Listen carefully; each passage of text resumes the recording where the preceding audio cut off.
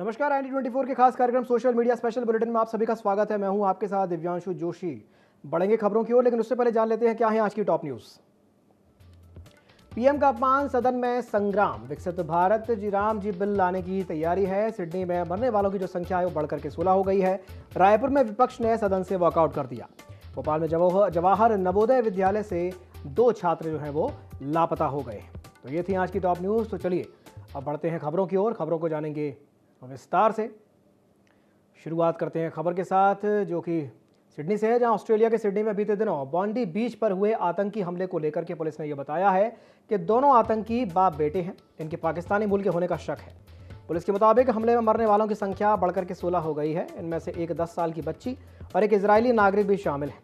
इनके अलावा 45 लोग घायल हैं। आतंकियों ने बॉन्डी बीच पर हनुक्का फेस्टिवल मना रहे लोगों पर फायरिंग कर दी थी। इसके बाद जवाबी कार्रवाई में पुलिस ने 50 साल के पिता को मौके पर ही गोली मार दी, जिससे उनकी मौत हो गई। तो वही 24 साल का बेटा नवीद अकरम अस्पताल में गंभीर घायल है। मीडिया रिपोर्ट्स के मुताबिक ऑस्ट्रेलिया के गृह मंत्री टोनी बर्क ने यह खुलासा किया है कि साजिद अकरम 1998 में छात्र वीजा पर ऑस्ट्रेलिया आया था। उसने वेरेना नाम की एक ऑस्ट्रेलियाई महिला से शादी की और अपना वीजा पार्टनर वीजा में बदल दिया। तब से वो रेजिडेंट रिटर्न वीजा पर था, यानी साजिद अकरम के पास ऑस्ट्रेलिया की नागरिकता नहीं थी। सिडनी में गोलीबारी करने वाले निकले पिता पुत्र निकले हैं। दोनों के पास ही लाइसेंसी हथियार भी थे। हमले में मरने वालों की जो संख्या है बढ़कर के 16 हो गई है। 45 लोग इसमें घायल भी हो गए हैं। आतंकियों ने बॉन्डी बीच पर हनुक्का फेस्टिवल मना रहे लोगों पर ताबड़तोड़ फायरिंग की थी।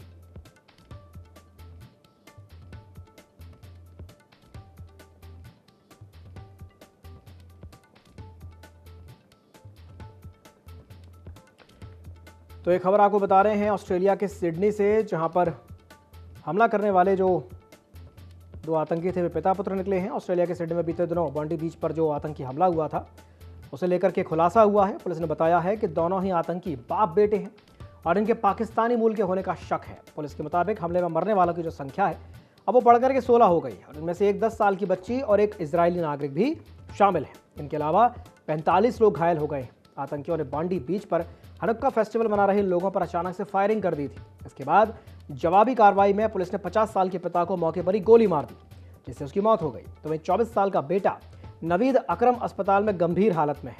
मीडिया रिपोर्ट्स के मुताबिक ऑस्ट्रेलिया के गृह मंत्री टोनी बर्क ने यह भी खुलासा किया है कि साजिद अकरम 1998 में छात्र वीजा पर ऑस्ट्रेलिया आया था। उसने वेरेना नाम की एक ऑस्ट्रेलियाई महिला से शादी की थी और अपना वीजा पार्टनर वीजा में बदल दिया था। तब से वो रेजिडेंट रिटर्न वीजा पर था, यानी साजिद अकरम के पास ऑस्ट्रेलिया की नागरिकता नहीं थी। सिडनी में गोलीबारी करने वाले पिता पुत्र निकले हैं। दोनों के पास ही लाइसेंसी हथियार थे। हमले में मरने वालों की संख्या बढ़कर के अब 16 हो गई है। 45 लोग लापता हो गए हैं। आतंकियों ने बॉन्डी बीच पर हनुक्का फेस्टिवल मना रहे लोगों पर अचानक से फायरिंग कर दी थी।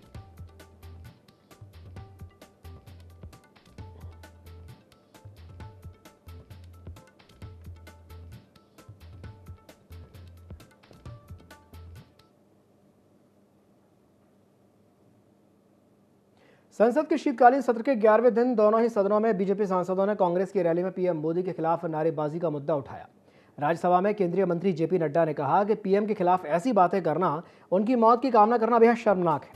नड्डा ने कहा कि नेता प्रतिपक्ष राहुल गांधी और कांग्रेस संसदीय दल की अध्यक्ष सोनिया गांधी को पूरे देश से माफी मांगनी चाहिए। लोकसभा में केंद्रीय मंत्री किरेन रिजिजू ने कहा कि इससे शर्मनाक और क्या हो सकता है कि 140 करोड़ भारतीयों और विश्व के सबसे प्रसिद्ध नेता को इस तरह के नारों का सामना करना पड़ रहा है। पीएम के खिलाफ नारेबाजी और माफी की मांग को लेकर दोनों सदनों में जमकर हंगामा हुआ। दोनों सदन की कार्यवाही सुबह 11 बजे शुरू हुई थी, लेकिन शोर शराबे के कारण 10 मिनट भी चर्चा नहीं हो पाई और कार्यवाही दोपहर 12 बजे तक के लिए स्थगित कर दी गई। राज्यसभा की कार्यवाही 12 बजे फिर से शुरू हुई। हालांकि लोकसभा की कार्यवाही 12 बजे शुरू होते ही फिर से हंगामा होने लगा, जिसके चलते कार्यवाही 2 बजे तक के लिए फिर से स्थगित कर दी गई। बीजेपी के आरोपों पर कांग्रेस सांसद प्रियंका गांधी ने पलटवार किया। प्रियंका गांधी ने कहा कि हमें नहीं मालूम कि यह सब किसने कहा। रैली में स्टेज से किसी ने भी ऐसा कुछ नहीं कहा। फिर पता चला कि किसी ने इंटरव्यू में कहा है। बीजेपी को खुद नहीं पता कि किसने नारेबाजी की। तो प्रधानमंत्री के अपमान पर सदन में खूब संग्राम देखने को मिला। सांसदों ने सदन में पीएम मोदी के खिलाफ नारेबाजी का मुद्दा उठाया। राज्यसभा में केंद्रीय मंत्री जेपी नड्डा ने कहा कि पीएम के खिलाफ ऐसी बातें करना बेहद शर्मनाक है। दोनों सदनों में जमकर हंगामा हुआ। प्रियंका गांधी ने भी इस पर पलटवार किया। उन्होंने कहा कि भाजपा सदन चलने ही नहीं देना चाहती। भाजपा को खुद ही नहीं पता कि किसने नारेबाजी की। पीएम के अपमान पर सदन में खूब संग्राम हुआ।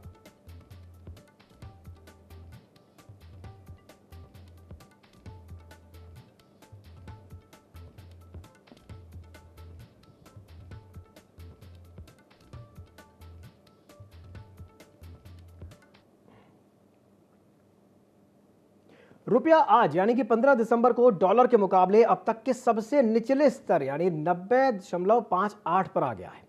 यह आज 9 पैसे कमजोर होकर के ओपन हुआ है। लगातार विदेशी फंड्स की निकासी ने रुपए पर दबाव बनाया है। रुपया 2025 में अब तक 5% से ज्यादा कमजोर हो चुका है। 1 जनवरी को रुपया डॉलर के मुकाबले 85.70 के स्तर पर था, जो कि अब 90.58 के लेवल पर पहुंच गया है। और रुपए में गिरावट का मतलब है कि भारत के लिए चीजों का इंपोर्ट होना अब महंगा हो गया है। इसके अलावा विदेश में घूमना और पढ़ना भी महंगा हो गया है। मान लीजिए कि जब डॉलर के मुकाबले रुपए की वैल्यू 50 थी, तब अमेरिका में भारतीय छात्रों को 50 रुपए में $1 मिल जाता था, यानी जो अब $1 के लिए छात्रों को 90 रुपए 47 पैसे खर्च करने पड़ेंगे।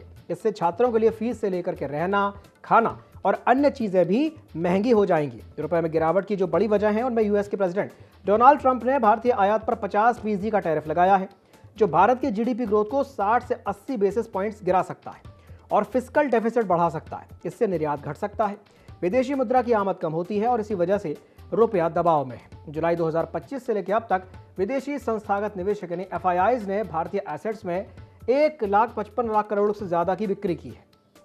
इसकी वजह है यूएस ट्रेड टैरिफ्स की चिंता है। इससे डॉलर की मांग बढ़ गई है। बिक्री डॉलर में कन्वर्ट होती है, जो रुपए को नीचे धकेल रहा है।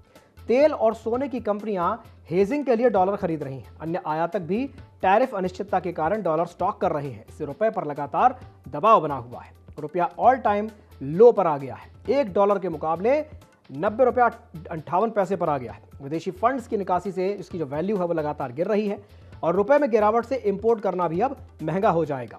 आरबीआई का हस्तक्षेप इस बार काफी कम रहा है।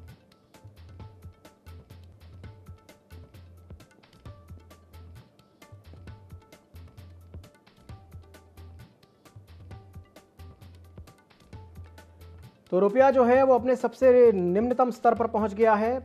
आज यानी 15 दिसंबर को डॉलर के मुकाबले अब तक के सबसे निचले स्तर पर यानी 90 रुपये 58 पैसे पर आ गया है। ये आज 9 पैसे और कमजोर होकर के ओपन हुआ। लगातार विदेशी फंड्स की निकासी ने रुपये पर काफी दबाव बनाया हुआ है। रुपया 2025 में अब तक 5% से ज्यादा कमजोर हो चुका है। 1 जनवरी को रुपया डॉलर के मुकाबले 85.70 के स्तर पर था, जो कि अब 90.58 के लेवल पर पहुंच गया है।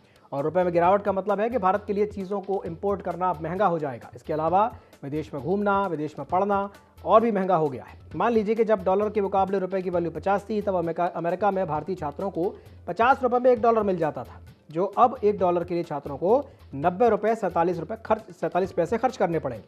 अब इससे छात्रों के लिए फीस से लेकर के रहना, खाना और अन्य चीज़ें भी महंगी हो जाएंगी। रुपए में गिरावट की जो वजह सामने आई हैं, उसमें यूएस प्रेसिडेंट डोनाल्ड ट्रंप ने भारतीय आयात पर 50% टैरिफ लगा दिया है, जो भारत की जीडीपी ग्रोथ को 60 से 80 बेसिस पॉइंट तक गिरा सकता है और फिस्कल डेफिसिट भी बढ़ा सकता है। इससे निर्यात घट सकता है, विदेशी मुद्रा की आमद कम होती है और इस वजह से रुपया दबाव में है। जुलाई 2025 से लेकर अब तक विदेशी संस्थागत निवेशकों ने भारतीय एसेट्स में 1.55 लाख करोड़ से ज्यादा की बिक्री की है और इसकी वजह है यूएस ट्रेड टैरिफ्स की चिंता है। इससे डॉलर की जो डिमांड है वो बढ़ गई है, जो रुपए को और ज्यादा नीचे धकेल रहा है।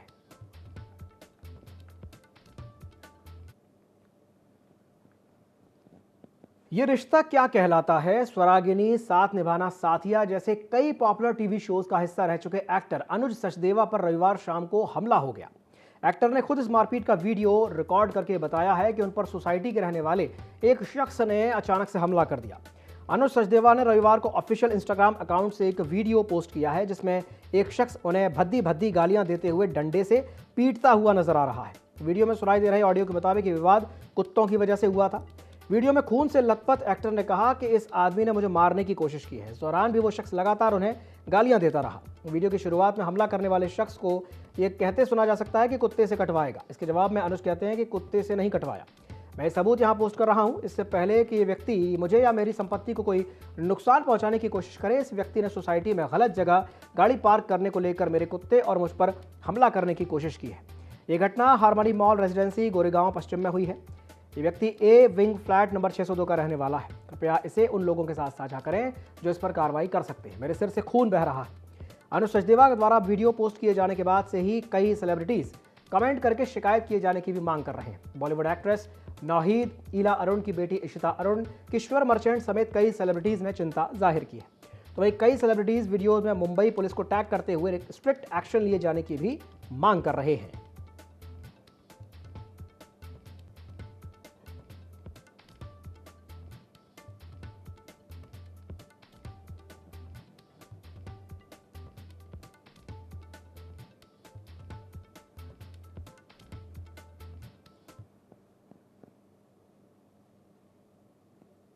चेन्नई के एक्सप्रेस एवेन्यू मॉल में खेले गए स्क्वॉश वर्ल्ड कप के फाइनल में भारतीय मिक्स टीम ने हांगकांग को 3-0 से हरा करके इतिहास रच दिया।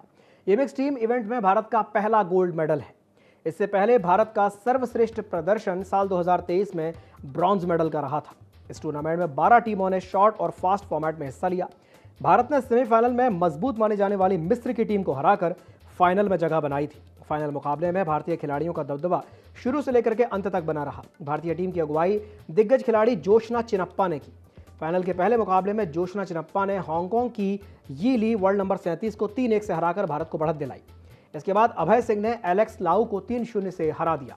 निर्णायक मुकाबले में 17 साल की अनाहत सिंह ने टोमेटो को 3-0 से हराकर भारत की ऐतिहासिक जीत पक्की कर दी।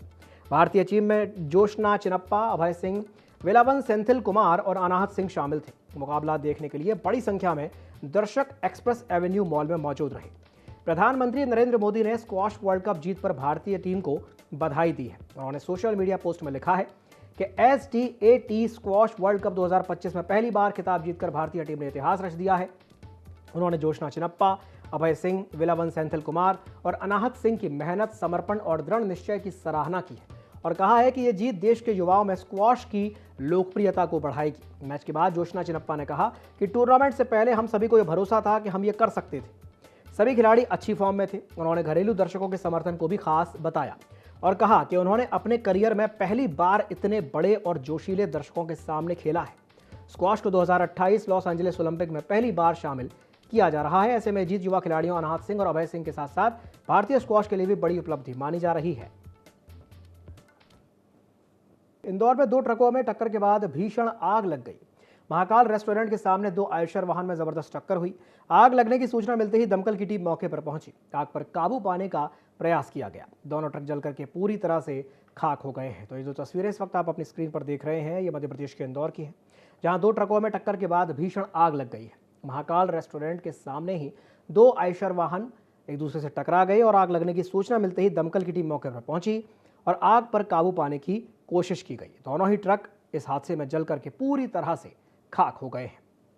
जिस तरीके से ये आग लगी है, ये साफ तौर पर देखा जा सकता है कि धुएं का जो गुबार है वो काफ़ी ऊपर तक उठा और दोनों ही ट्रक धू धू कर जलते हुए नजर आए।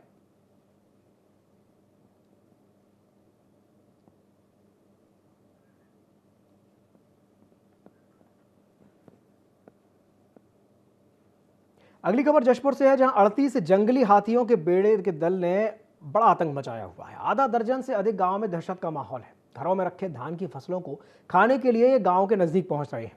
ओडिशा राज्य से एक हाथियों का जो बड़ा दल है वो वहां पहुंचा है। 2 दिन से क्षेत्र में उन्होंने अपना डेरा जमाया हुआ है। वन विभाग हाथियों के मूवमेंट पर लगातार नजर बनाए हुए है। तपकरा वन परिक्षेत्र का यह मामला बताया जा रहा है। तो बड़ी खबर आपको बता रहे हैं जशपुर से, जहां 38 जंगली हाथियों के एक बड़े दल ने इन दिनों आतंक मचाया हुआ है। आधा दर्जन से ज्यादा गांव में हाथियों की वजह से दहशत का माहौल है, डर का माहौल है। घरों में रखे धान की फसलों को खाने के लिए गांव के जो ये हाथी हैं, ये नजदीक पहुंच रहे हैं। ओडिशा राज्य से हाथियों का एक बड़ा दल जशपुर पहुंचा हुआ है। 2 दिन से क्षेत्र में हाथियों ने डेरा जमा रखा है। वन विभाग हाथियों के मूवमेंट पर पूरी तरह से नजर बनाए हुए है। तपकरा वन परिक्षेत्र का यह मामला बताया जा रहा है।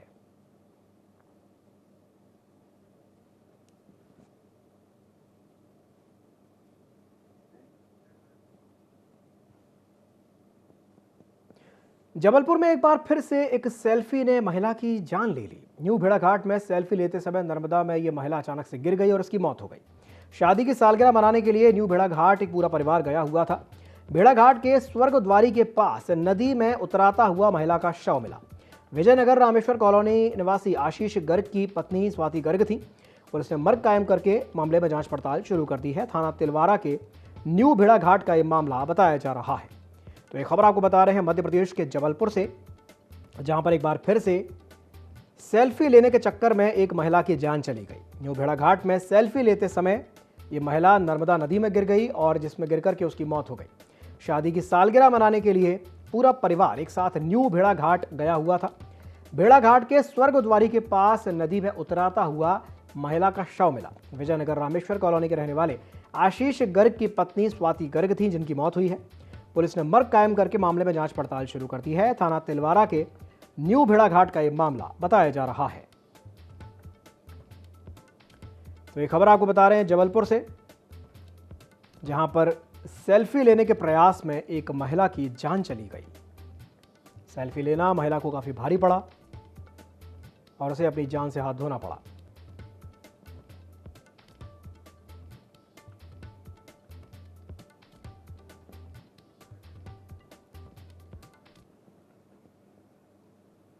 विकासनगर के कटापत्थर क्षेत्र में यमुना नदी के बीच बने टापू में फंसे 5 लोगों को पुलिस, एसडीआरएफ और जल पुलिस की टीम ने सुरक्षित रेस्क्यू कर लिया।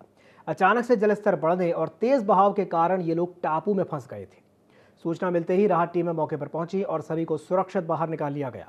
सभी लोग सुरक्षित हैं, कोई भी इसमें घायल नहीं हुआ है। तो ये खबर आपको बता रहे हैं विकासनगर से, जहां यमुना नदी में 5 लोगों का सुरक्षित रेस्क्यू किया गया है। तेज बहाव के बीच पुलिस और एसडीआरएफ की टीम को बड़ी कामयाबी मिली है। तो समय रहते बड़ा हादसा टल गया। फोटोग्राफी के दौरान अचानक से जो जलस्तर था वो बढ़ गया, जिस वजह से अफरा तफरी मच गई।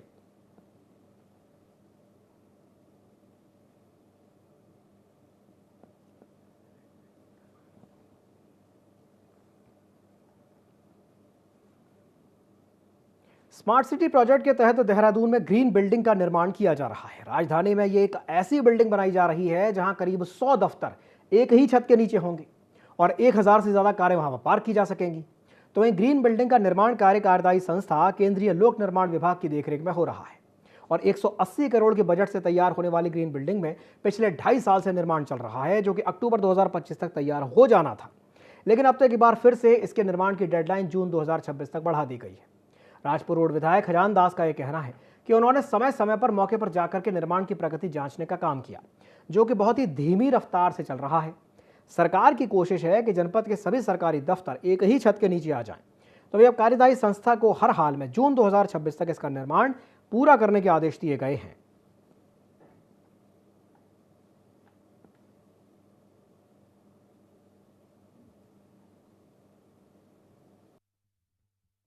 ग्रीन बिल्डिंग का जहां तक सवाल है, एक छत के नीचे जनपद देहरादून के सभी ऑफिस आने हैं और 1000 से भी अधिक गाड़ियों की पार्किंग वहां पे होनी है।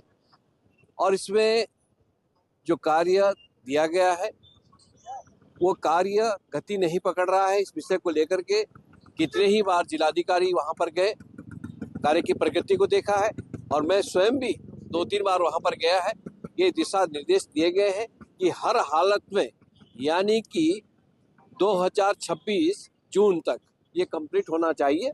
ये आश्वस्त उन्होंने हमको किया है, तो मुझे लगता है कि इसके काम की अब गति पकड़ी। उत्तराखंड के धारानौला अल्मोड़ा की बेटी कविता चंद ने अंटार्कटिका की सबसे ऊंची चोटी माउंट विंसन, जो कि 4892 मीटर की ऊंचाई पर है, उस पर सफल चढ़ाई करके देश और प्रदेश का नाम रोशन किया है। वर्तमान में मुंबई में रह रही कविता की इस ऐतिहासिक उपलब्धि पर उत्तराखंड में गर्व और उत्साह का माहौल है। माउंट विंसन पर चढ़ाई कविता के प्रतिष्ठित 7 समिट्स लक्ष्य की दिशा में एक महत्वपूर्ण कदम है, जिसमें दुनिया के 7 महाद्वीपों की सबसे ऊंची चोटियों को फतह किया जाता है। इससे पहले वो यूरोप की सबसे ऊंची चोटी माउंट एल्ब्रस पर भी सफलतापूर्वक चढ़ाई कर चुकी हैं। इस अभियान का नेतृत्व प्रसिद्ध high altitude guide Mingma David Sherpa ने किया, जबकि भारतीय दल को अनुभवी पर्वतारोही भरत थम्मीनेनी और उनकी एक्सपेडिशन कंपनी ब्रूट्स एंड क्रैम्पन का सहयोग मिला। पर्वतारोहण के साथ साथ कविता चंद एंड्योरेंस रनिंग के क्षेत्र में भी अपनी एक अलग पहचान बना चुकी हैं। पहाड़ों से निकलकर दुनिया की सबसे दुर्गम चोटियों तक पहुंचने का उनका सफर आज कई युवाओं के लिए प्रेरणा बन रहा है।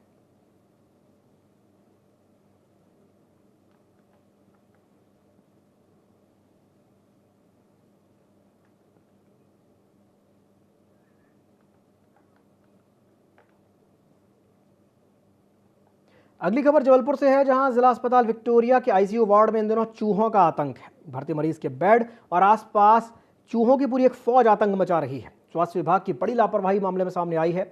मरीज के परिजन ने वीडियो बना करके वायरल कर दिया। अभी हाल ही में मेडिकल कॉलेज में भर्ती मरीजों को चूहों के कुतरे जाने का मामला भी उजागर हुआ था। जिला अस्पताल विक्टोरिया में मरीजों की जान के साथ खिलवाड़ जारी है। स्वास्थ्य विभाग के दावों की पोल खुलती हुई ये तस्वीरें इस वक्त आप अपनी स्क्रीन पर देख रहे हैं, जहां पर मरीजों के साथ जहां मरीज बैठे हुए हैं वहां चूहे भी फुदकते हुए नजर आ रहे हैं। इन चूहों की वजह से कई तरह की बीमारियां भी फैल रही हैं और मरीज जो हैं वो भी परेशानियों का सामना कर रहे हैं।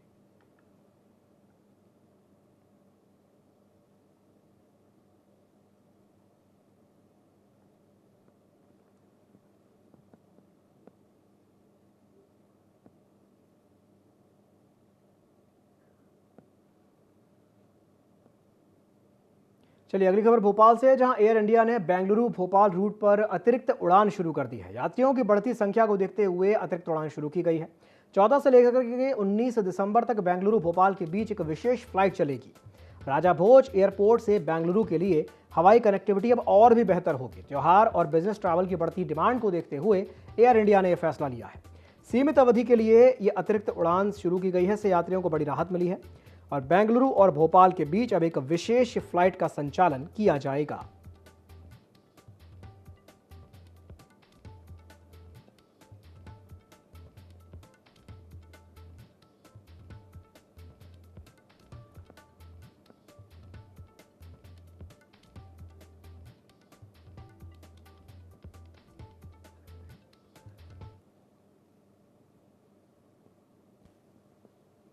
अगली खबर भोपाल से है, जहां पर एक जीजा ने अपने साले की हत्या कर दी। मर्डर करने के लिए 40 किलोमीटर का सफर तय करके आरोपी पहुंचा था। 2 महीने से मायके में बैठी पत्नी को लेने के लिए आरोपी पहुंचा था।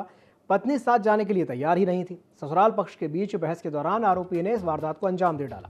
पुलिस ने हत्या का मामला दर्ज करके आरोपी की तलाश शुरू कर दी है। गुनगा थाना क्षेत्र का यह मामला बताया जा रहा है। तो खबर आपको बता रहे हैं भोपाल से, जहां पर एक जीजा ने अपने ही साले की हत्या कर दी। मर्डर करने के लिए 40 किलोमीटर का सफर तय करके आरोपी वहां पहुंचा था। 2 महीने से उसकी पत्नी मायके में बैठी थी, उसे लेने के लिए आरोपी पहुंचा था और पत्नी साथ जाने के लिए राजी नहीं थी। ससुराल पक्ष के बीच बहस के दौरान आरोपी ने इस वारदात को अंजाम दे डाला। अब पुलिस ने हत्या का मामला दर्ज करके आरोपी की तलाश शुरू कर दी है। गुनगा थाना क्षेत्र का यह मामला बताया जा रहा है। तो ये खबर आपको बता रहे हैं भोपाल से, जहां पर जीजा ने अपने ही साले की हत्या कर दी है। ससुराल पक्ष के बीच बहस के दौरान उसने इस वारदात को अंजाम दिया और अंजाम देने के बाद मौके से फरार हो गया। अब पुलिस आरोपी की तलाश में जुटी हुई है। गुनगा थाना क्षेत्र का यह मामला बताया जा रहा है और इसमें खास बात यह है कि मर्डर करने के लिए 40 किलोमीटर दूर से आरोपी पहुंचा था।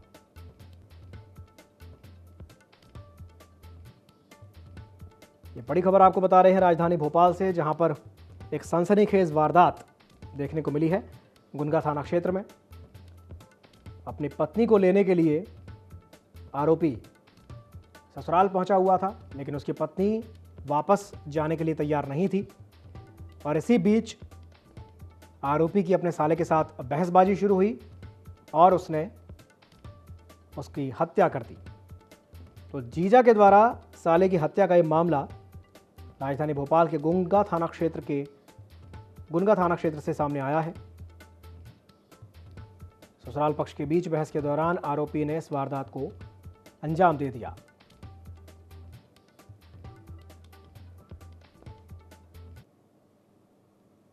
इसी के साथ बुलेटिन में फिलहाल के लिए इतना ही। दीजिए इजाजत, नमस्कार।